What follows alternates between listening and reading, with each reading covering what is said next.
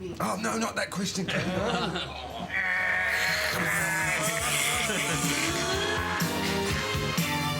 Father wears his Sunday best. Mother's tired, she needs a... Just over 20 years ago, 7 local boys from Camden Town were the most successful hit-making machine in Britain. In the early 80s, Madness were the Bash Street Kids of English pop. In 5 years, they had a score of top 20 hits while remaining more of a gang than a business. When you get the 7 of us together, something brilliant happens. You know, we don't need lots of stuff. We need 7 people on the stage doing what they do. There's always something happening, and it's usually quite loud. Our mum, she's so house proud. Nothing ever slows her down, and a mess is not allowed. Our house in the middle of our street. Our house. Hello? In the middle of our. Hello? Our house in the middle of our street. Our house in the middle of our. Although the hits dried up by the mid-80s, and despite some temporary departures, the original 7 have entered middle age as a British pop institution. You know, I went through a period of saying I was an ex-Madness. And then you sort of think, well, you're not, you never are, you know, until the day you die. Madness, yeah, it's out of control, isn't it? It's sort of a runaway train. You sort of feel like you don't sort of control it anymore, it controls you. Hey, you! Don't watch that! Watch this! Madness, madness, they call it madness. Madness, madness, they call it madness. I'm about to explain it, and that someone is losing their breath. The band were drawn together in their teens by a shared love for Jamaican ska music and English music hall. They all lived round Camden Town in North London, and the local pubs and cafes soon became the band's headquarters. So here we are in the heart of Camden Town, which is surrounded by canals and railways. And all the digging of these canals and the railway sidings was done by hand, and it was all done by Irishmen. Apparently there was 70,000 Irishmen in Camden Town at one point. I mean, all the band I either lived in Kentish Town or Hampstead or the surrounding areas, and Camden was just somewhere you came to meet to have a drink. I mean, there weren't any girls here. It was just all old fellas in pubs. We all used to live around here, and that's why we used to come here, because I used to live up Cheltenham Road, Lee used to live over there, and Chris used to live around the corner there. So it was just somewhere where we sort of, you know, I don't know, strayed to. And it was warm. It was warm, and the roof over your head 365 days a year. And if it got really cold, in fact, sitting here... And when you looked out the window up there, and we did like find you out could see that freight these, trains going over there, which we used to jump on. So that's right. You could look out the window there. You could see the signal there for the train. That would mean there's a train coming when it went up. Train would go over the bridge. We'd run under the tunnel, up on the side of the embankment. On the train. Quickly have a look where it was going to. Jump on. And did you have any ambitions for a band yourself? I didn't. I mean, it was Mike really who. I mean, he could always play the piano. Then I think Lee got a saxophone.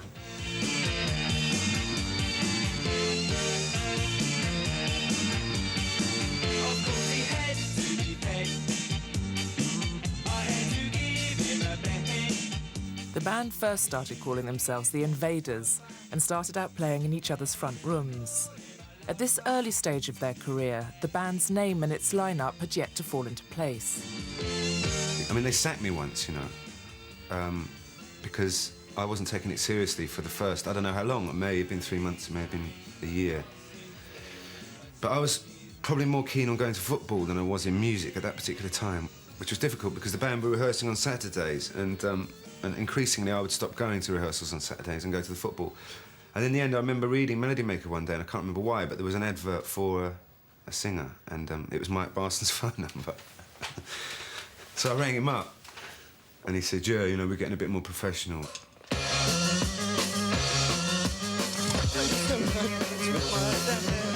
It was the best job I ever had. Until some blokes and their bikes came through. Say, come on down to youth club and see what's new. Well, come on, come on, come on. Let's have some fun tonight. The first thing that struck me was Mike Barson, who was very, very determined. He was very single-minded about the fact that he said to me when I went to that very first rehearsal, we're going to make records, and there didn't seem to be any argument about that, you know. It was sort of couldn't miss because we had a couple of elements which nobody had at that time. And one was that we were under 65, and in that period, nearly every band, I think there was a dinosaur period they called it, and we were just a bunch of kids, you know. So I thought that's one of our cards in our hand that we had. Well, this is the Dublin Castle, and this is the pub where Madness, or the Invaders as we were called then, got our first residency, which is to say we played every Friday night, I think maybe for a couple of months. And it's really, you know, if maybe the Beatles got their thing going in Hamburg, this was our version of it, except without the girls. Could maybe let you come Friday next. Will that be all right? Great, yeah. Okay. About 8 o'clock. Fine. All right, okay. Thanks very much. And I'd better ask you now, what do you call yourselves? Madness. Madness. Madness.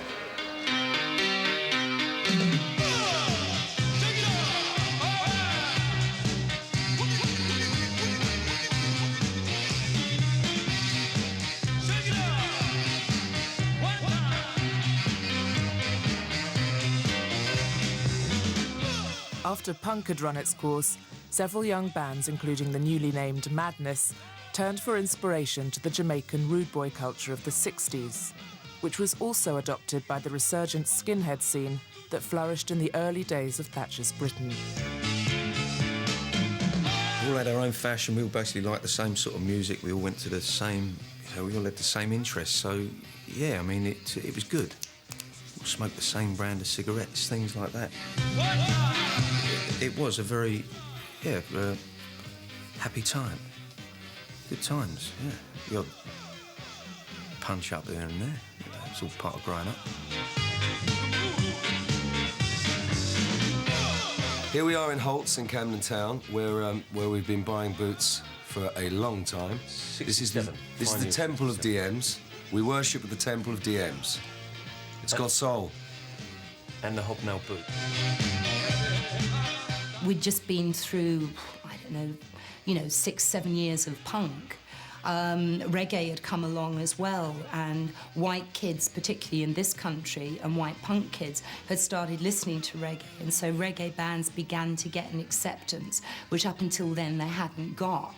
And so black music started filtering into the culture anyway. There was a band called The Specials from Coventry, and I'd read about them in the Melody Maker, and it was remarkable that they weren't exactly the same as us, but they were wearing suits and hats and stuff at a time when... suits and hats weren't in. Exactly. Yeah. And a whole ball started rolling that we had never really envisaged.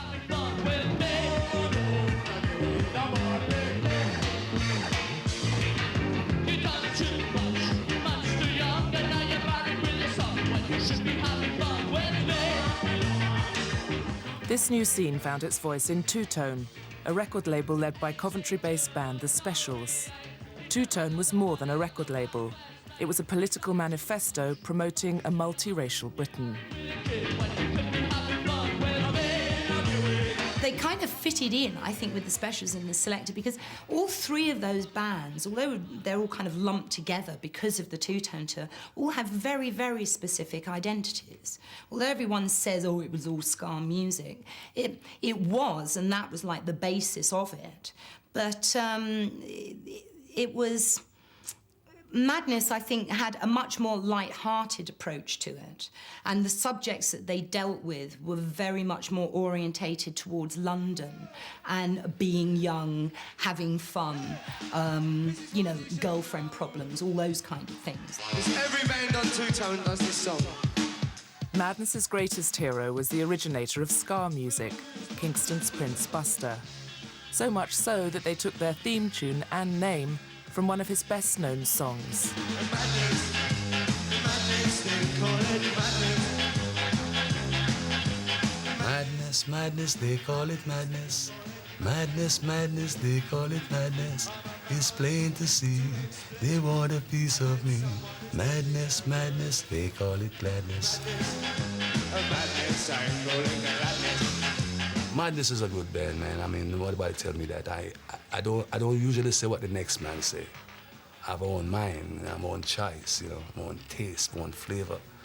And I consider them excellent band. And they did an excellent job of my music, my interpretation of my songs.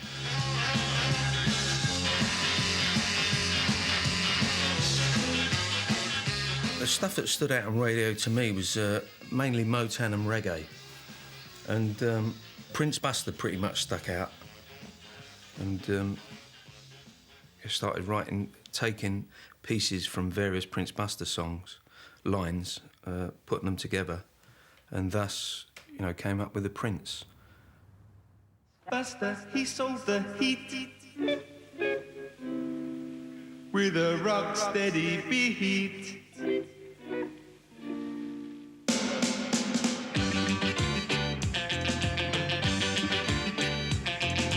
earthquake is erupting, but not in Orange Street.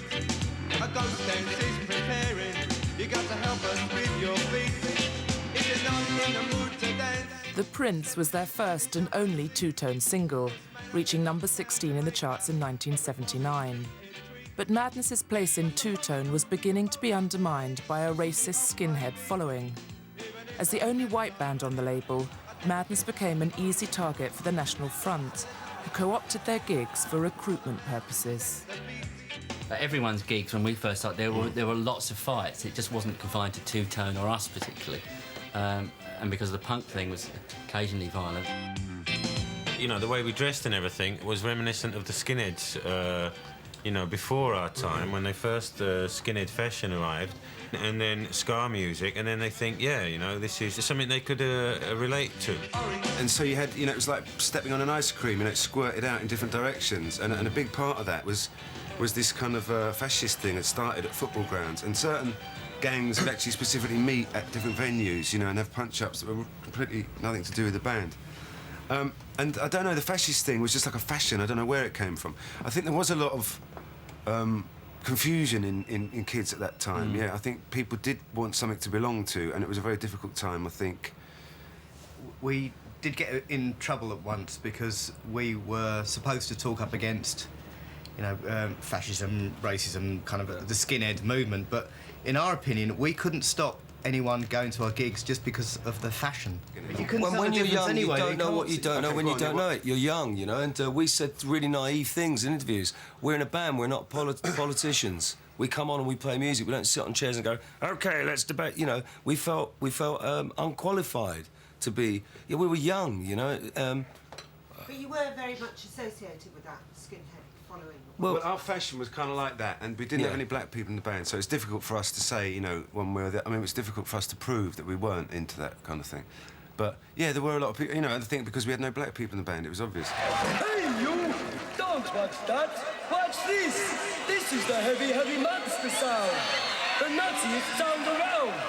So if you're coming up the street and you're beginning to feel the heat, well, listen, Buster, you better start to move your feet to the rockinest, rock-steady beat of Madness.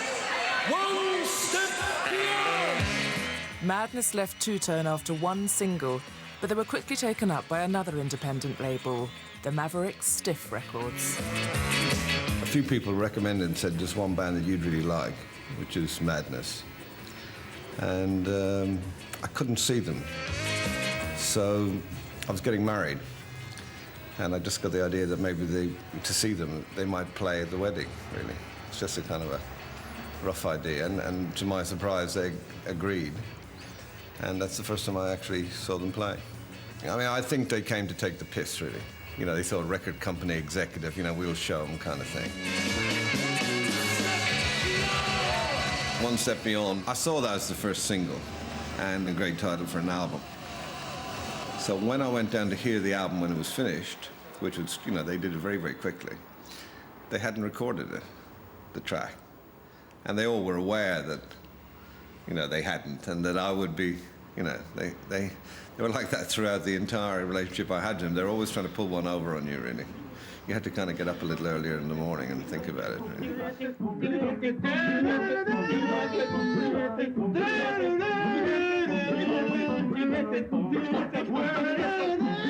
One Step Beyond we didn't like at all. We just thought it was a throwaway, and it was we only did a couple of bars of it. We thought, there you go.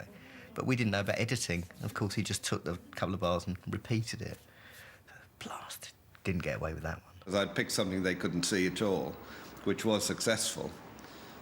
They kind of gave me, I became the single picker, so that became my kind of job, really.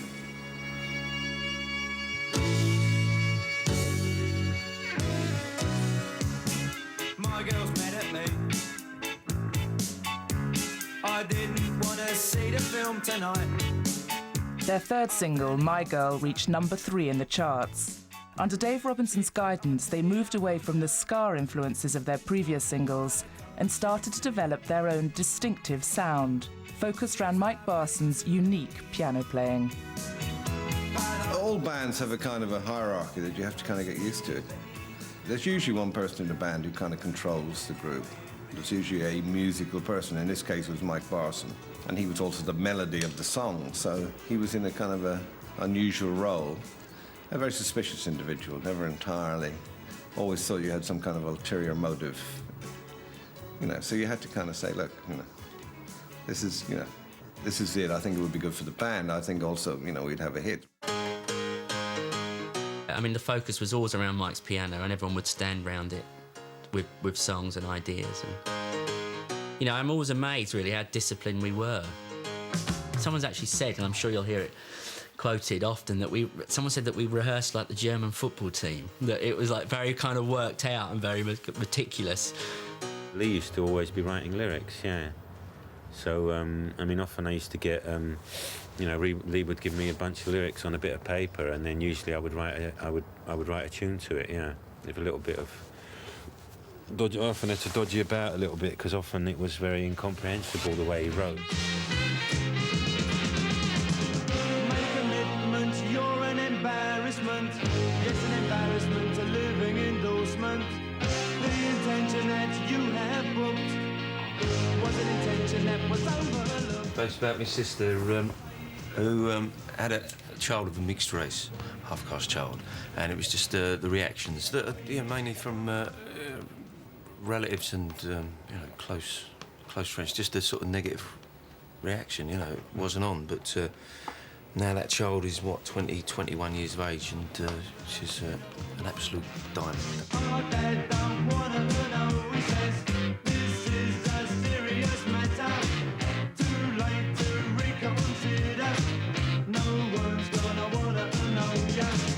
Our mum, she don't wanna know. There was at a time when we were being castigated for being racist and all that, but you know, that was the way that Lee writes his songs. You know, it's not always completely clear.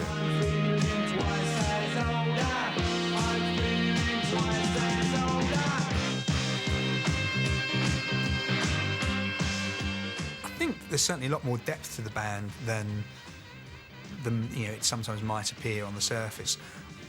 But even if you look at some of the early songs, I mean, you know, Embarrassment, which on the surface is just a kind of great jaunty pop single, is actually, you know, a song that makes some very kind of personal points about racism and stuff.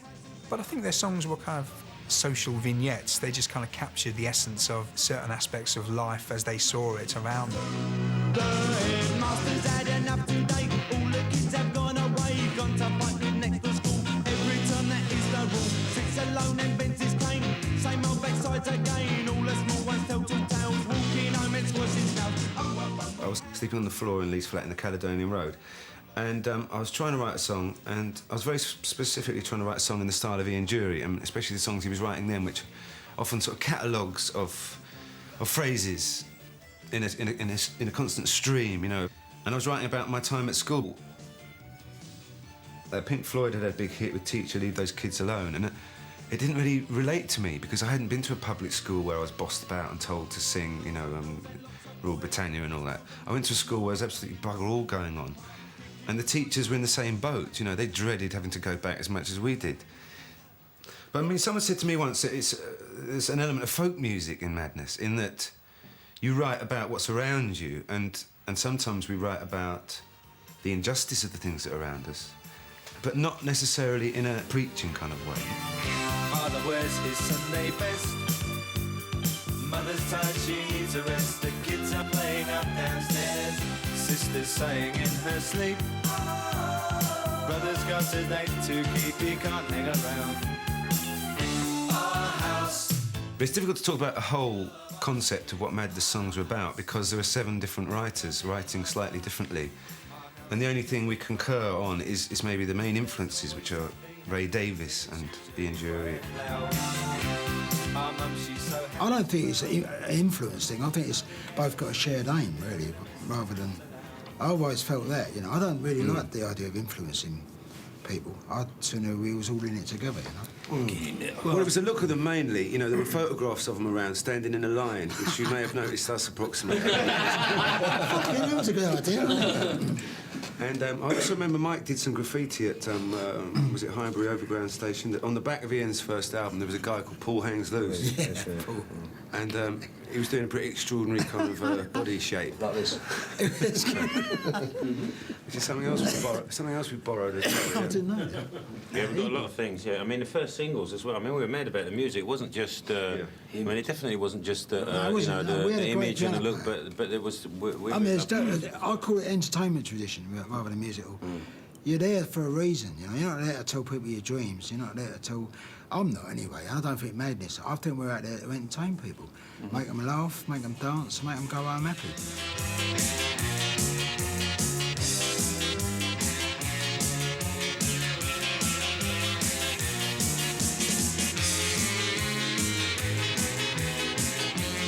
It's essentially selfish because we're really enjoying ourselves, but our main thing is to entertain people, you know.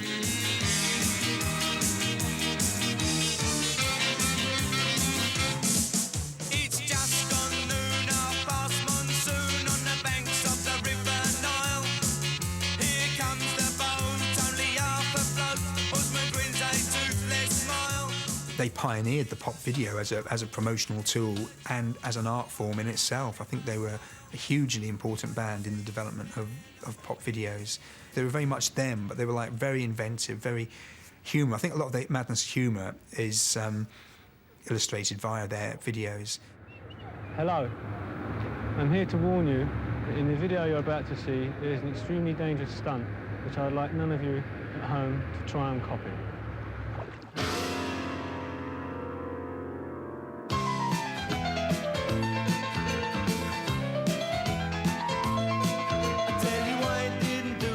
I wasn't there. Don't blame me, it just isn't fair. You listen to their side, now listen to mine. Come think of a story, sure you'll find me sometime. We always used to sit in a room together before the video was made, and we always come up with our crazy ideas. I mean, most of them were like jokes. Anyone who could think of them funny, it was like kind of millions of little Benny Hill sketches. And Dave Robinson had a team of people that could make them real.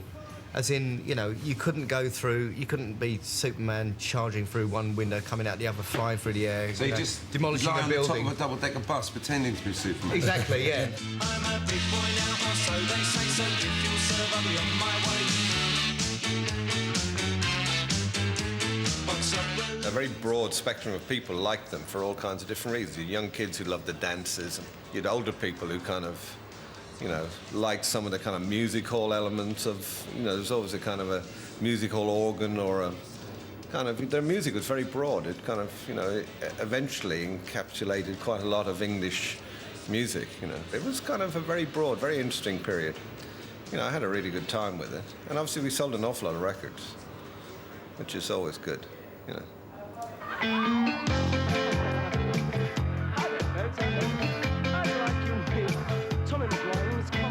In 3 years, Madness had recorded 16 hit singles and 5 albums, and had their only #1 hit, House of Fun, in 1982.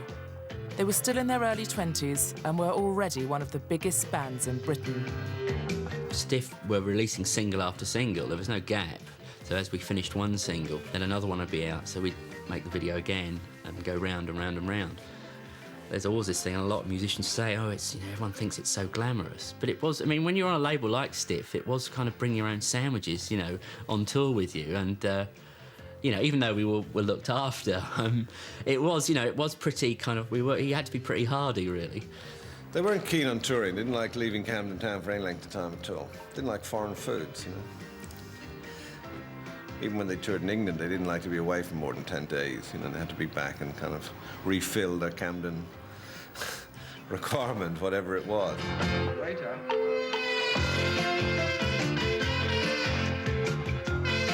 It was that old rock and roll attitude of keep them on the road, you know, while it's going well, keep them working. And we just had this feeling, God, it's 3 years up the road and we're not seeing our friends, we're not seeing our family, who are we working for?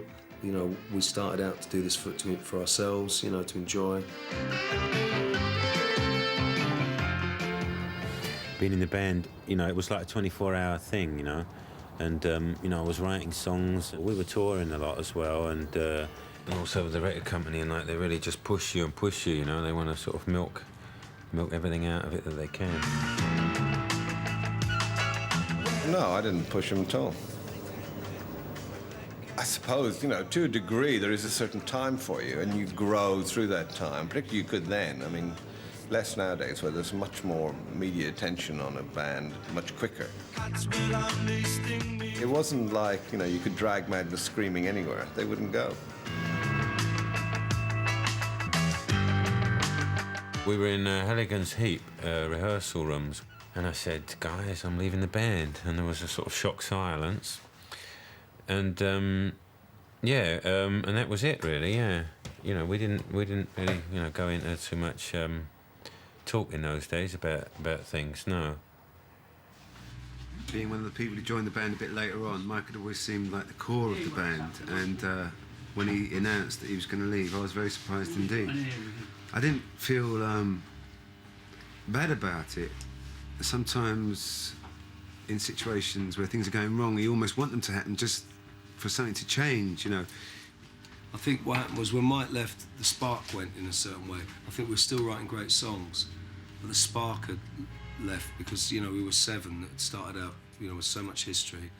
And when he left, it just sort of, it wasn't the same. Yes, but yeah, he was definitely distancing himself, and we all wanted for his happiness, so at the end of the day... You know, it's a very strange schizophrenia in this band, there always has been. You know, on the one hand, you have all this sense of what we're doing is successful and you've got to be successful, you know, in a kind of like, otherwise you'd be back on the bin sort of way. And on the other side is the fact that we all are friends, or to a greater or lesser extent, people who've known each other for a very long time, so that if people make decisions that are from their emotions and from their lives, that you can't judge them from the business side of it. Exactly, well said. Thank you.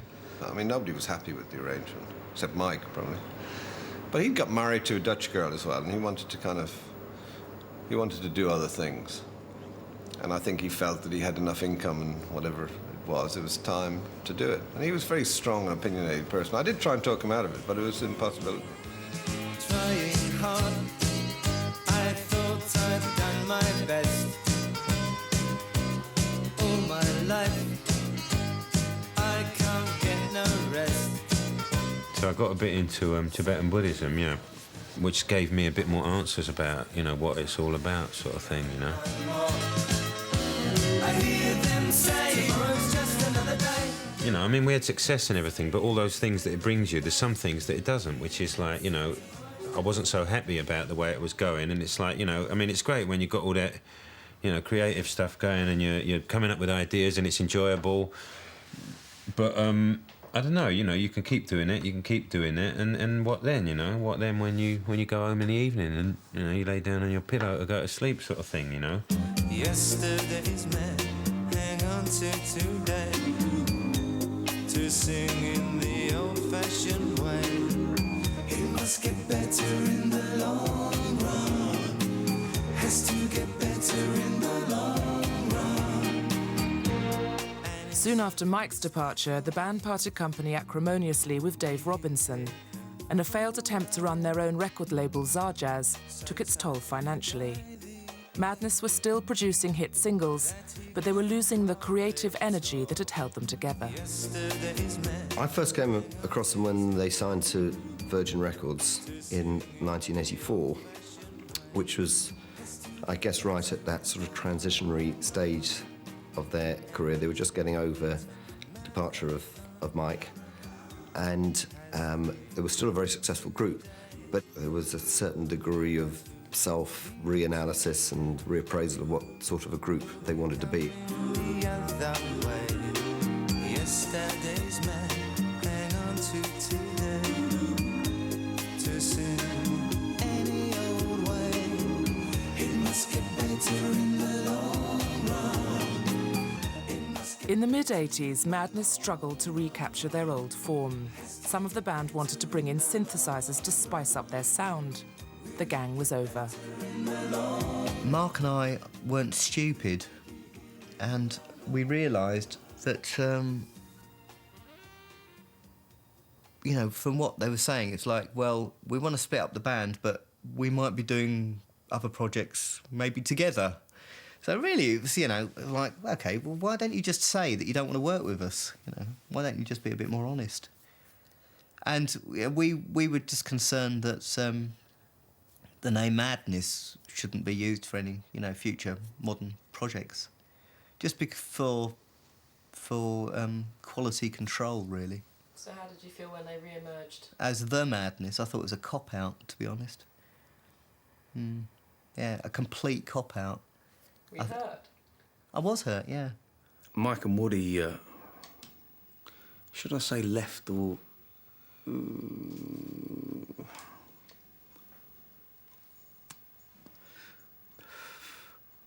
It was just a bit of a sour, it was a right sour time, you know, but we're all hanging on for that, whatever it was we was hanging on to. I mean, I know that there was quite an odd atmosphere, which, you know, we all knew that, you know, it was the fucking end, that sort of thing. Basically, they were growing up. They were trying to stop being nutty boys and get out of the whole kind of baggy trouser thing and be taken a little bit more seriously. But it wasn't what the public wanted from them. That was the dilemma. The public still wanted them to be nutty boys. And it was, whilst also being, I think, a very strong period for them creatively, it was not the most successful. In fact, the opposite. They started to go on a commercial kind of downturn. You know, that moment when Mike left was the moment when the band finished, really, and that should have been that. And we just stumbled on blindly down different alleys, looking for a reason to stay together. And, you know, I mean, how old was I then? 1986. I was 25. So I was 25, so I was still a pretty young person. And I'd done everything that one is supposed to do in one's lifetime, and I didn't know what to do next, you know. So it came as a great relief, as I think a lot of the band have said, when it finally finished, that you do have to go out there in the world on your own and find out for yourself, outside the castle walls, you know, what goes on in the real world, you know, having not been in the real world for 8 years.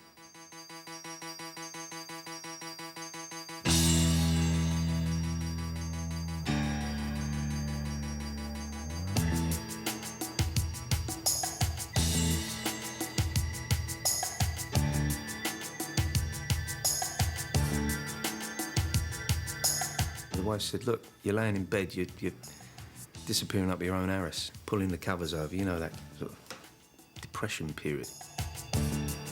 God, I won't go into detail there. Time for me to pill. I've done a small stint for the environmental health as a dustman. Oh, I'll tell you about it. No, haven't we got time? That was very interesting, 6 weeks of that. I mean, you know. Lovely, Simons, yeah. I loved it. It was great to get up nice and early in the morning and break into a sweat before 7 o'clock, running around doing figures of 8 round each other, putting these dustbins on, watching it go in and watching all the maggots flowing. Has come for me to say.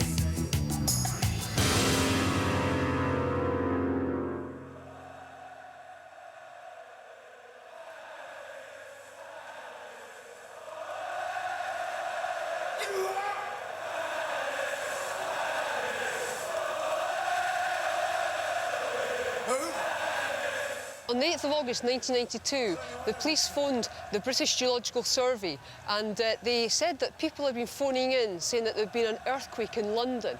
They had described some effects like heavy lorries passing outside. People were frightened. Tower blocks were being evacuated because people thought that the tower block was going to fall down. It was an intensity of about 5.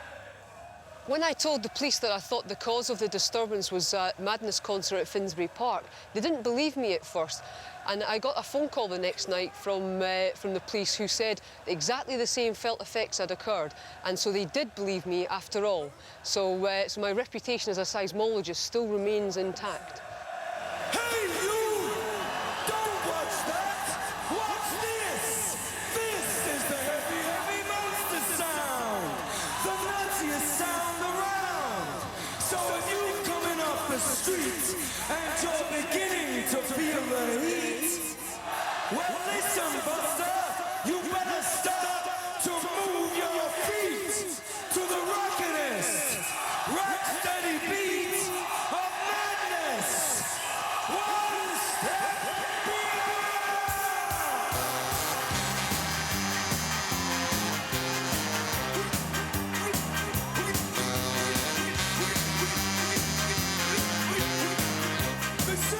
I mean, we'd been away for such a long time, and the warmth and enthusiasm from all these people was so overwhelming. I mean, it was like, I mean, I was absolutely in floods of tears when I hit the stage, and we went into the first song, and it was like, bloody hell, the whole park just went.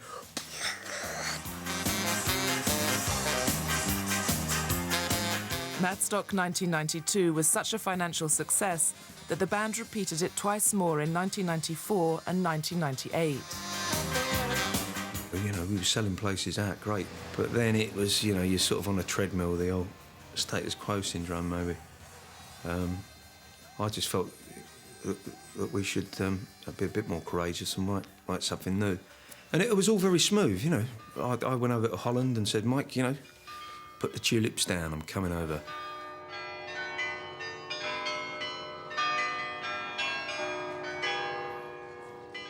Last year, the band released a new album, Wonderful. Although the singles were vintage madness, they failed to set the charts alight. Can you remember his name? The Gang of 7, who've been bound together as Madness for 23 years, are currently unsure of their future. Will you remember?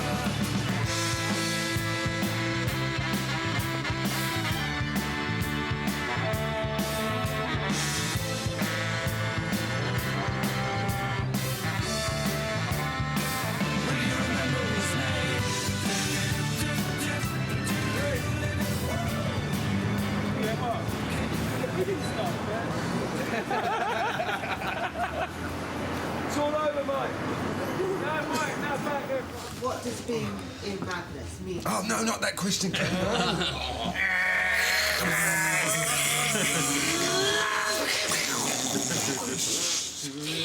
the horse, he passed this way.